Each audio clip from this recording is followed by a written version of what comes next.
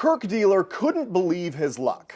So, I mean, this is the only one Only one, yep, in the world in the world. that Yep. you got here, correct? Got it here, and then got this Justin Herbert 2 days later. Like so many, Dealer collected cards as a kid growing up in a sports family. It was kind of our bonding with my dad and my brother and I. And like so many, he grew out of it, putting the hobby on the shelf for 15 years. But a few years ago, he noticed a trend pop up on social media. Breaking when someone buys a box of cards and opens it for the first time on a live stream to see if they've hit the lottery. So I bought a box just to kind of get that nostalgia feeling, and I pulled a 101 Mike Trout, and I was hooked again. Fast forward to this past March. Topps, Major League Baseball's exclusive card company, tells their Twitter followers to watch out for a special card featuring Trout and Bryce Harper, two of the game's biggest stars.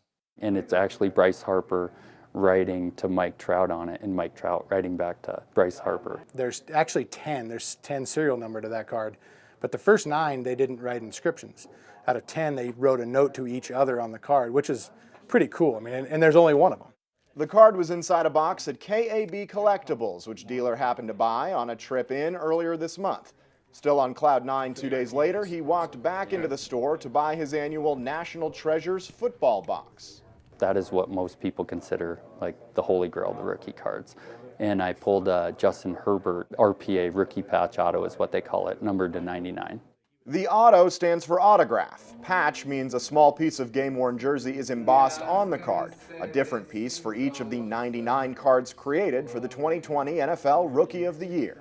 When you do hit something like that, the excitement that comes with it, it can happen here in Billings, Montana in back-to-back days. I don't think I've ever seen a run of the 2 that Kirk hit in 1 week. Like, those are 2 of the craziest ones I've ever seen. Now comes the decision that's emblematic of the industry. Does Dealer, a sports card fan through and through, make this a cornerstone of his collection, or does he take advantage of the exponential growth and sell to the highest bidder? Especially the Justin Herbert, to me, it could be a great investment card, you know. But for me, it's like football's a rough sport. So for me, I did put that one up on eBay. It sold last week for $20,100 after 57 bids. There's more investors into it now. I mean, it's almost like an art piece that they're thinking long term. You know, in the 90s when they almost killed this hobby, you know, they just printed and printed and printed. You know, now you're getting serial numbered cards, you're getting autographs, refractors.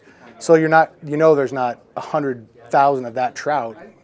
There's 10 of them, and there's only one like the one he's got. So the scarcity is a big thing. That's why Dealer is holding on to the Trout Harper card for now, because someday it might even match his personal holy grail, a 1952 Mickey Mantle rookie card that set the record earlier this year for a single card sold at $5.2 million. But even that only lasted for a couple of months. I mean, it was cool to go over there. I'd never gone to Europe before. But it's a little bit terrifying carrying something that valuable around town with you. Tomorrow, we'll tell you how this Bozeman resident became the middleman in the single largest deal in sports card history, and why he thinks the record won't last long. Casey Conlon for MTN News.